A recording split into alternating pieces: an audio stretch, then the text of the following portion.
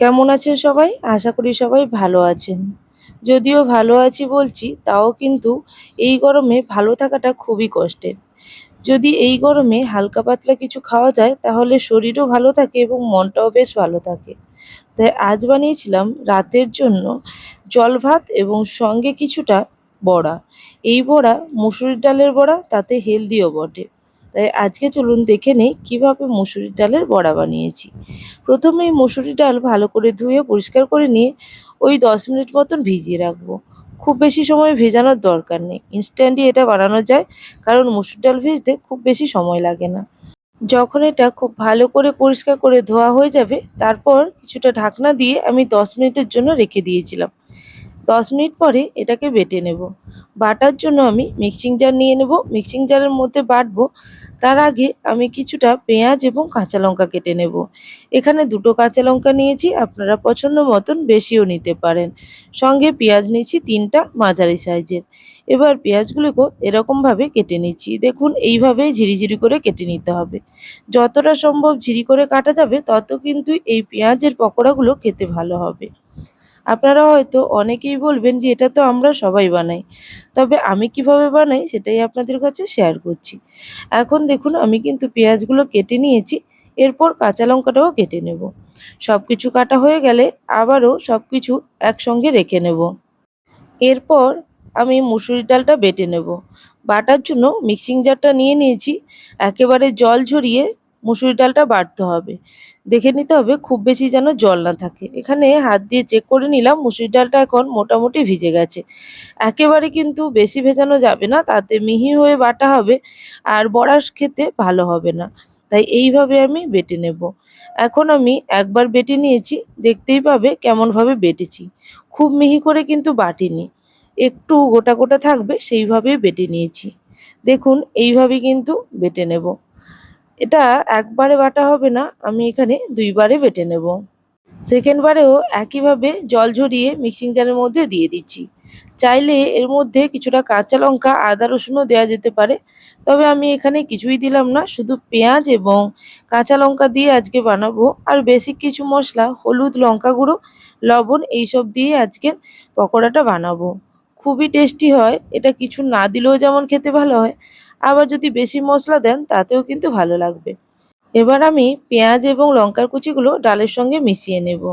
তারপর বাকি মশলাগুলোও দিয়ে দেবো। তেমন কিছু মশলা নয়, গোটা জিরে নিয়ে নিয়েছি, আর সঙ্গে অল্প হলুদ এবং লবণ, আর সঙ্গে লাল লঙ্কার গুঁড়োও দেব। খুবই অল্প অল্প করে সমস্ত কিছু দেব। পরিমাপটা আপনারা নিজেদের ইচ্ছে মতন দেবেন। ঝাল যেরকম খেতে চাইবেন সেই অনুযায়ী এখানে লঙ্কার গুঁড়ো দেওয়া যেতে পারে। অল্প লবণ এবং অল্প হলুদ দিলাম। এরপর দিয়ে দেব লাল লঙ্কার গুঁড়ো। সব কিছু দিয়ে হাতের সাহায্যে ভালো মতন ডলে ডলে মেখে নেব। জলের ব্যবহার এখানে কিন্তু করা যাবে না। জল দিলে তাহলে কিন্তু এই পেঁয়াজগুলো খুব তাড়াতাড়ি নরম হয়ে যাবে এবং ডালের বড়াটা ক্রিস্পি হবে না। এখন আমি হাতের সাহায্যে পেঁয়াজগুলোকে এইভাবে মলে নিচ্ছি এবং সঙ্গে কিন্তু ডালের সঙ্গেও মাখিয়ে নিচ্ছি। হাতের সাহায্যে যত ভালো করে মাখা হবে তত কিন্তু এটা ভালো মতন মাখা হয়ে নরম হবে। আমি এখন খুব ভালো করে এটাকে মাখবো। হাতের সাহায্যে ভালো করে মেখে নিয়ে এইভাবে কিন্তু রেডি করে নিয়েছি। এরপর আমি এটি ভেজে নেব। ভাজার জন্য আমি এখানে সর্ষের তেলের ব্যবহার করছি। মুসুর ডালের বড়া সর্ষের তেলে ভাজলে খেতে খুবই ভালো হয়। তাই অবশ্যই আপনারা চেষ্টা করবেন মুসুর ডালের বড়া সর্ষের তেলে ভাজার জন্য। আমি এখানে ডিপ ফ্রাই করছি, আপনারা চাইলে শ্যালো ফ্রাইও করতে পারেন। বাড়িতে মা কিন্তু আগে এইভাবে বানাতো, আবার মাঝে মাঝে শ্যালো ফ্রাই করেও বানাতো। সেটাও কিন্তু খেতে অপূর্ব লাগতো। এবার আমি পকোড়াগুলোকে তেলের মধ্যে দিয়ে কিছুক্ষণ ভেজে নিয়েছি, তারপর উলটপালট করে নিয়েছি। এরপর গোল্ডেন ব্রাউন কালার আসা পর্যন্ত ভেজে নেব। এই সময় গ্যাসের ফ্লেম একেবারে মিডিয়াম রাখবো, কখনো বা স্লো করব। হাই ফ্লেমে একেবারেই ভাজবো না, তাহলে পকোড়াগুলো ভেতর থেকে কাঁচা থেকে যাবে, বাইরে থেকে ক্রিস্পি হবে। তাই ভেতর এবং বাইরে যদি ভালো মতন ভাজতে হয়, অবশ্যই কিন্তু গ্যাসের ফ্লেম মিডিয়াম থেকে স্লো করে ভেজে নিতে হবে। এখন আমি প্রথম ব্যাচের পকোড়াগুলো তুলে নিচ্ছি।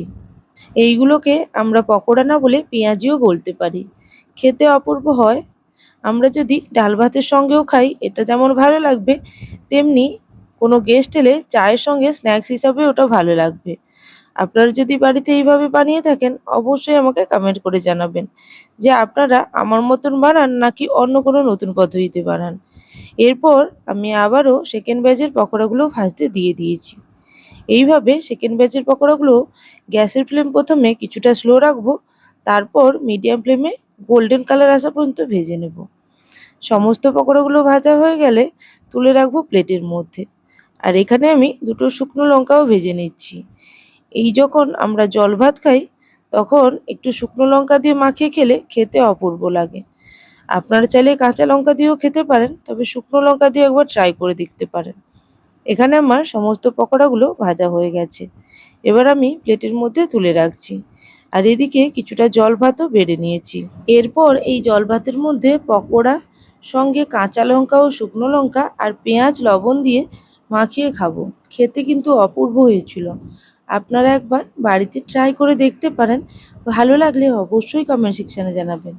আর যারা এখনও পর্যন্ত চ্যানেলটিকে সাবস্ক্রাইব করেনি অবশ্যই চ্যানেলটিকে সাবস্ক্রাইব করে নিয়ে পাশে থাকা বেল নোটিফিকেশানে ক্লিক করে রাখবেন, যাতে আমার চ্যানেলে কোনো নতুন রেসিপি আসার সঙ্গে সঙ্গে আপনাদের কাছে সবার আগে নোটিফিকেশান পৌঁছে যায়।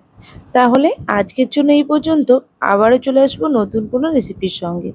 ততক্ষণের জন্য সবাই ভালো থাকবেন, সুস্থ থাকবেন। Thank you for watching my video.